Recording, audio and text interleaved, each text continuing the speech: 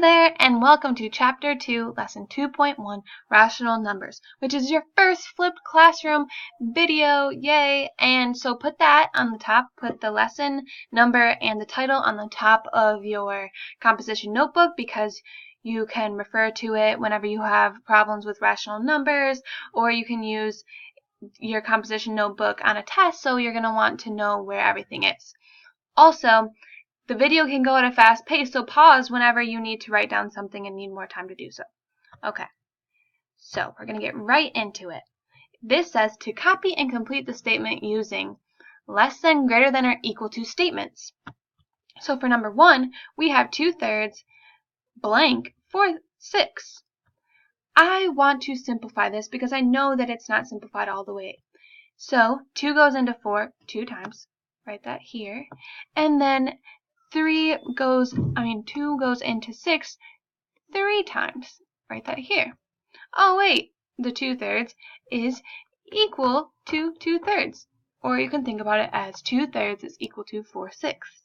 Okay.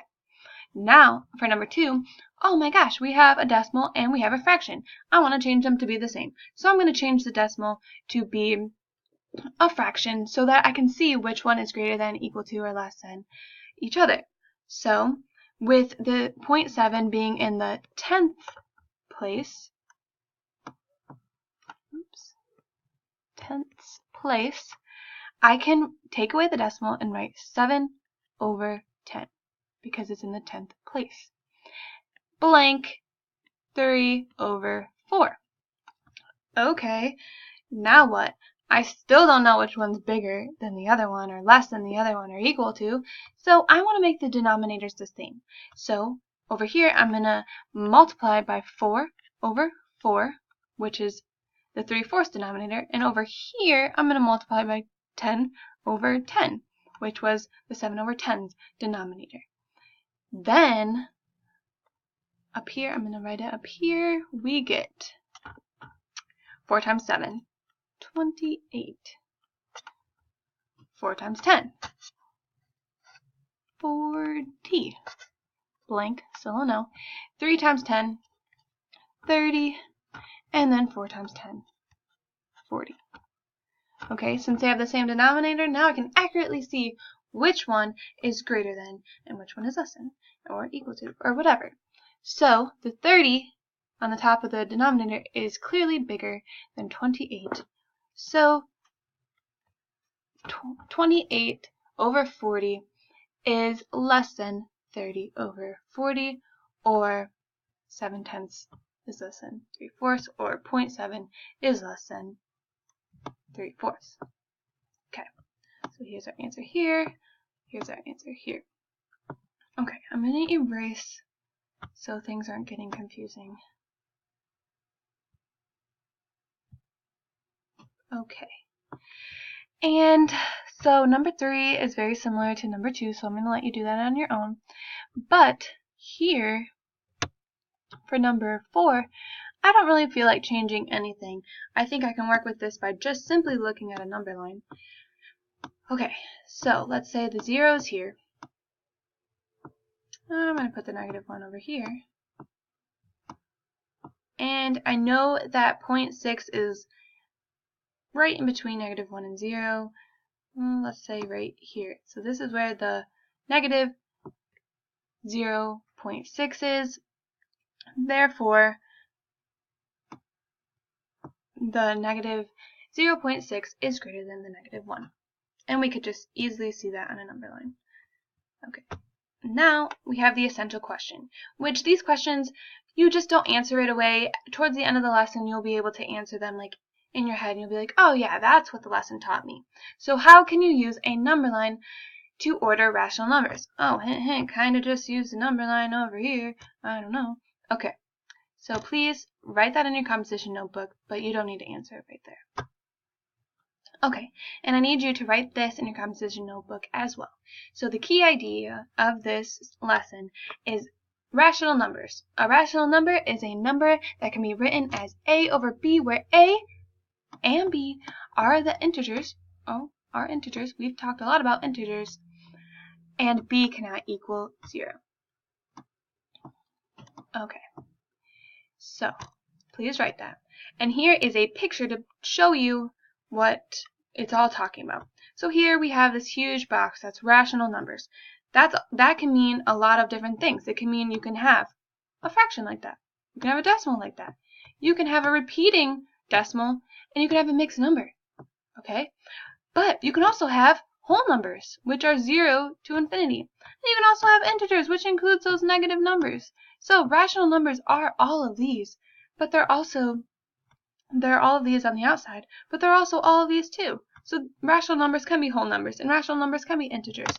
Because, think about it, if A were equal to 1, and B were equal to 1, and I wrote it like the rational numbers tell me to, that's going to be 1 over 1, which equals 1, which is a whole number, and which is an integer. And apparently, it is a rational number. So, yay. Okay. So, this says, write the decimal as a fraction or a mixed number in simplest form. So, this, I'm just going to go through and write everything, the placement in which the decimal is. So, this is in the 10th place. This is in the 1000th place. This is in the 10th. And this is in the 100th. Okay, so that's going to help me rewrite these into fractions. So, I can take the decimal points out of all of these now and write it like this. Okay, -7 over 10. So I'm using that placement down here, and I got rid of that decimal. This is going to be 125 over 1000. Ooh, this is going to be -31 over 10. Yay, these aren't that bad. And this one's going to be 1025 over 100. Okay, so now, we can't do anything to simplify this, so this is the answer for number 5. But we can simplify this because 125 goes into, obviously, 125 once, and it also goes into 1000 8 times. So this is our simplified answer. And then this one can be, we can simplify it into a mixed number, but if we were to just keep it as an improper fraction, this would be as simplified as it gets. But let's just change it to a mixed number since the directions told us to. So 10 goes into 31. I'm going to just bring down the negative, but 10 goes into 31 3 times with 1 left over 10. Okay, not bad. So this is our answer. And then here we have that 100 goes into 1000, -1025. It's going to go in there 10 times. And again, this is a improper fraction, so I'm just going to make it a mixed number. So here we have that it goes in 10 times. 100 goes in -10 times. And then we have 25 left over 100. But this can be simplified even more. So that's 110. 25 goes into 25 once. 25 goes into 100 4 times. So this is our answer for that. Okay. Oh no, it's a story problem. I bet we're all just upset. No, story problems aren't always that bad. And this one will be okay. Okay. So the table shows the elevations of 4 sea creatures relative to sea level. Which of the sea creatures are deeper than the whale? Here's the whale.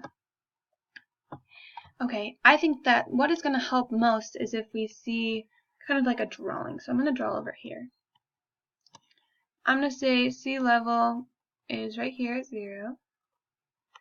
And I'm going to say the whale is -0.8. The whale's right there. I can put in a -1 just for a visual for you. This is just random. Okay, so I want to make all of these decimals because I feel like it's easier to put on a number line where decimals are versus where like fractions and fractions and mixed numbers are. Okay, so for this, I know that since it's just a 10, that there should be a decimal point right there if you actually divide it. So that's negative 1.3 in decimal form.